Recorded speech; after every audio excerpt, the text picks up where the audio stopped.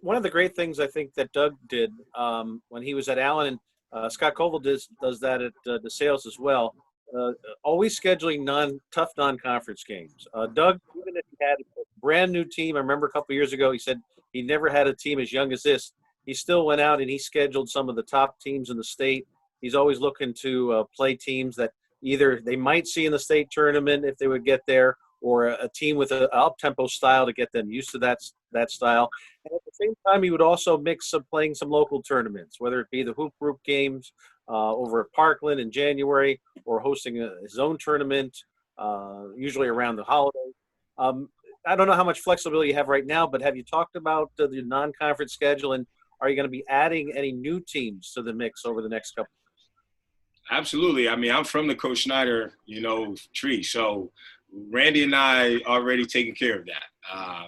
We've added, 2 non-conference games that on the road, we're playing against people who have multiple Division I offers and people who sell out the place. So I'm not sure if Randy wants me to share that information, but we have taken care of that. We will be going down to Wilson West Lawn to play against Stevie Mitchell, and we will be going down to Reading to play, at the Geigle Complex. So those are 2 games that, once I was taking over the position, that I was able to use my connections with those programs to have that added to our schedule. So I'm looking forward to that. I play for Coach Snyder. I believe his philosophy of playing man-to-man and playing, competition that, you're not used to on a daily basis. I think that is very important to the development of our players. And I'm all for that. And that's something that, I'm looking forward to continuing with Randy, in the AD role. And Randy, I know it's a great benefit to Darnel to have someone so familiar with the program as the athletic director too. Are you going to be sticking around practices at all, or giving any insights? I've already joked with Darnell a few times and told him I'm sure when I need to blow off some steam, I'm going to go to the place that I feel so comfortable, and that's the gym during basketball practices. But yeah, I'm going to miss it. I'll definitely miss it, but I'm sure I'll be around it and be around the kids. The nice part, and for me, working in the building, what I'll miss most is the interaction. But I'm not a person who sits in the office all day long staring at the computer. I mean, I'm going to be out in the hallways, the cafeterias, so I'll still have an opportunity to interact with the kids and be a part of their lives as well.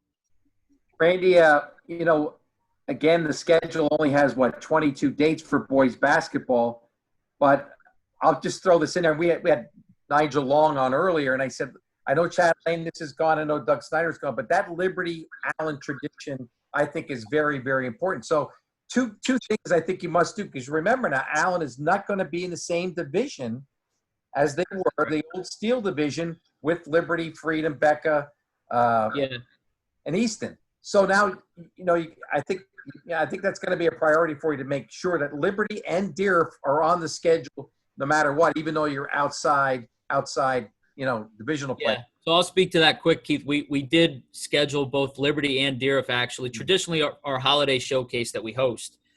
We've had Scranton comes down, and then we also have Wilkes-Barre, and then it's been a rotation of Parkland, Central Catholic, and Emmaus. This year we're doing things a little differently. We did schedule both Liberty and Deer to be part of our holiday tournament. So we are going to be playing both of those. Oh, wow. That's going to be great. Right. So it'll be part of our holiday showcase. It won't necessarily be a tournament. The games will be set already. But we will get a chance to play Deer and Liberty, both hosting them here at our place during the holiday showcase. So that'll be fun.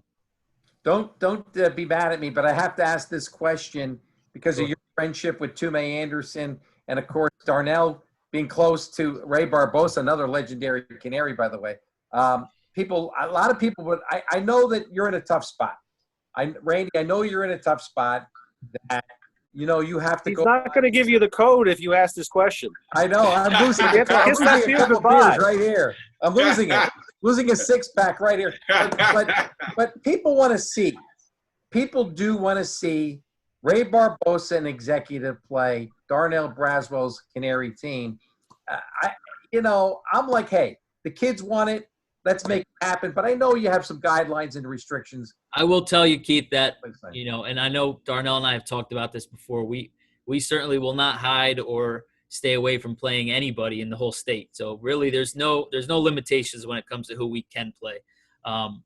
And that's something that I'll stick by. But our schedule is full for this year. That's something that Coop did a pretty good job of having most of it completed prior to his retirement. But we were able to add those 2 non-conference games that Darnel mentioned earlier. Am I going to sit here and say I'm not aware of, everybody in the city wanting to see that game happen? No, I know that everybody wants to see that. I would love to see Darnel and Ray coach against each other myself. I mean, who wouldn't? But at the same time, there are some things that we have to work out, and going forward, I wouldn't rule anything out. So.